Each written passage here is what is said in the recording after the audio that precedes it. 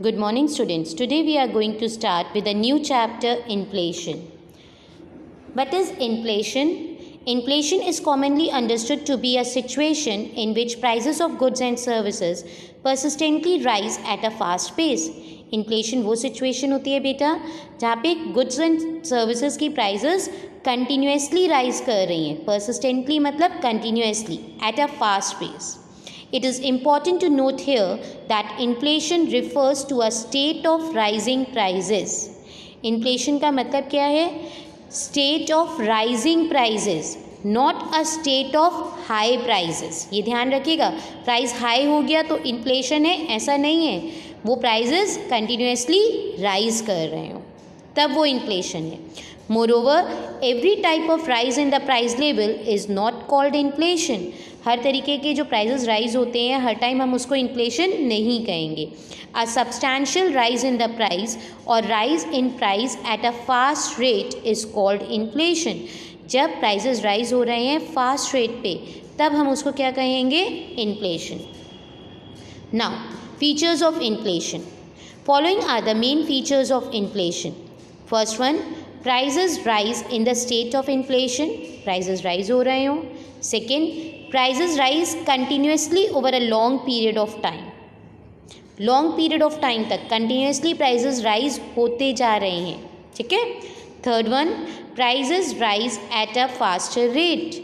Prices fast rate से मतलब बहुत जल्दी जल्दी इंक्रीज हो रहे हो. Fourth, rise in the price of goods may not be equal for all goods and services. और जो prices rise हो रहे हैं वो सारे goods and services के equally तरीके से price rise हो, it is not necessary. Now, the next topic is types of inflation.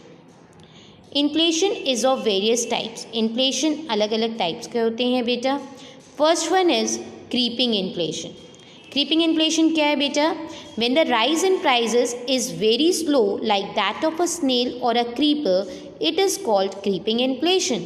जब prices rise हो रहे हैं बहुत slow, ठीक है, उसको क्या बोलते हैं? creeping inflation. जैसे स्नेल और क्रीपर से इन्होंने यहाँ पे उसको रेफ़र किया है क्योंकि ये बहुत स्लो चलते हैं.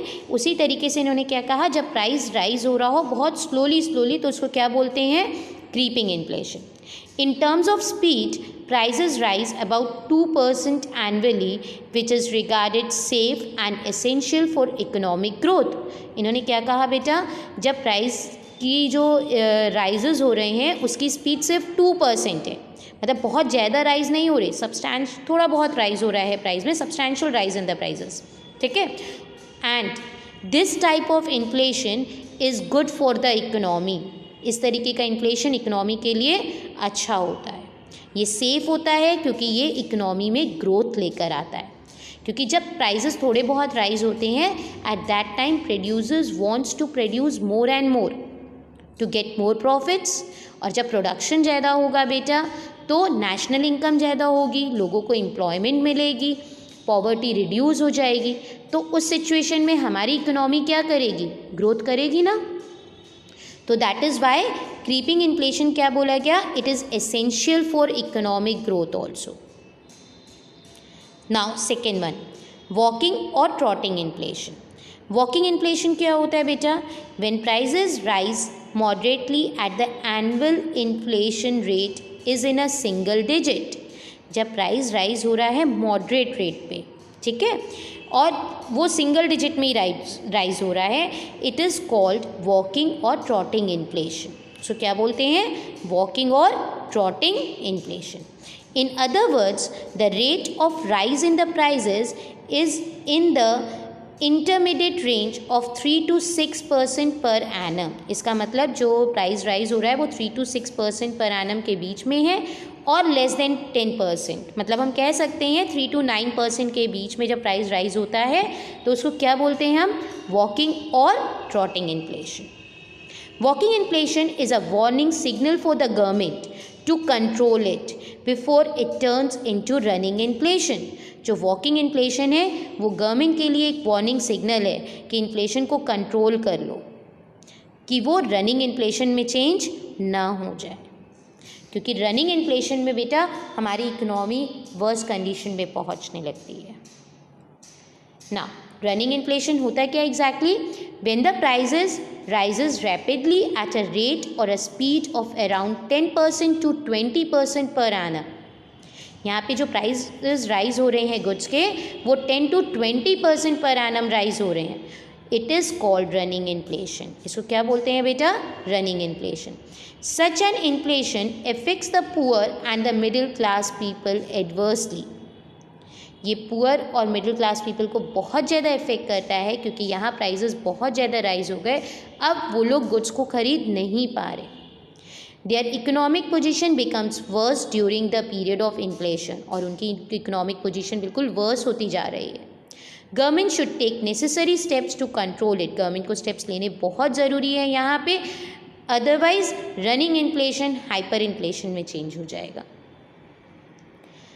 Fourth point, hyper inflation. Hyper inflation होता क्या है बेटा? When the prices rises very fast at a double or a triple digit rates from more than 20 to 100%। जब प्राइजेस राइज हो रहे हैं बहुत ज़्यादा 20 से 100% के बीच में, तो उसको क्या बोलते हैं? नॉट इन बीच में, it may be more than that, ठीक है, उसको क्या बोलते हैं? Hyper inflation. It is usually called hyper inflation और गैलोपिंग इन्फ्लेशन। हाइपर इन्फ्लेशन का दूसरा नाम क्या है बेटा? Galloping inflation. Such a situation brings total collapse for the monetary system. वो सिचुएशन हमारी इकोनॉमी को बिल्कुल ख़त्म कर देती है। मॉनेटरी सिस्टम मतलब हमारी इकोनॉमिक सिचुएशन को। क्यों? क्योंकि प्राइजेस बहुत ज़्यादा राइज हो गए हैं। अब कितने ही लोग हैं जो लोग उसको ख़रीद नहीं पा रहे हैं, पॉवर्टी की कंडीशंस मेंटेन होने लगती हैं because of the continuous fall in the purchasing power of the money. क्योंकि यहाँ पे उनकी परचेजिंग पावर बिल्कुल ख़त्म होती जा रही है क्योंकि प्राइजेस राइज हो गए हैं, उनकी इनकम इतनी राइज नहीं हुई है। ये वर्स्ट कंडीशन होती है इकोनॉमी की अगर इन्फ्लेशन हाइपर कंडीशन में पहुंच जाता है तो, ठीक है। Next, demand pull and cost push inflation.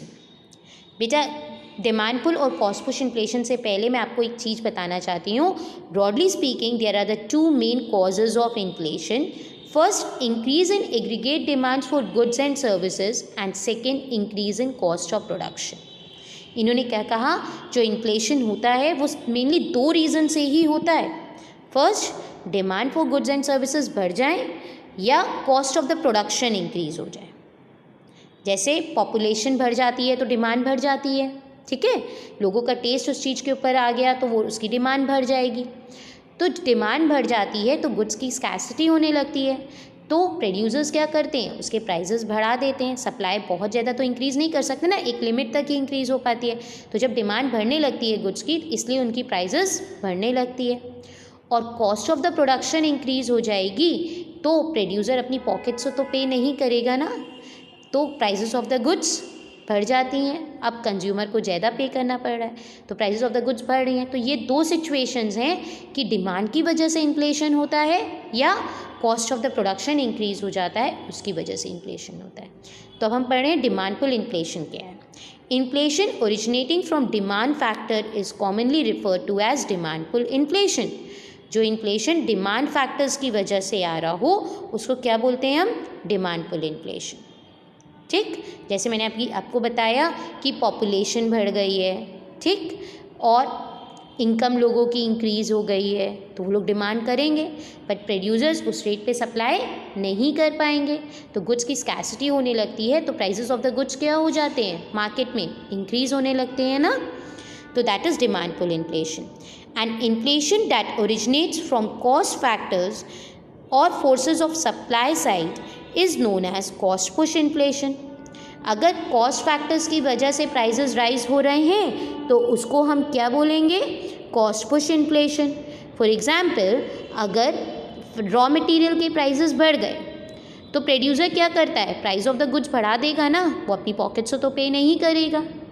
Trade union की वजह से वेजेस बढ़ गई लेबर्स की, तो तब भी प्रोड्यूसर क्या करता है? प्राइजेस ऑफ द गुड्स बढ़ा देता है। तो इट मीन्स यहाँ पे जो प्राइस राइज हो रहा था वो कॉस्ट फैक्टर की वजह से हो रहा था, इसलिए हम इसको क्या कहते हैं? Cost push inflation. I hope All these things are clear to you, all of you? Thank you, students.